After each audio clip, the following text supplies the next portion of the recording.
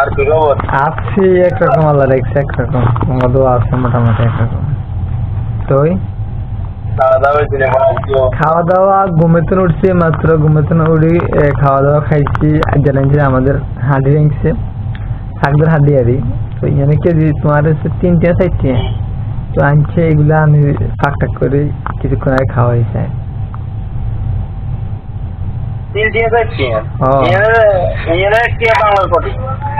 1 টাকা বাংলা হচ্ছে 33 টাকা 52 হয়েছে।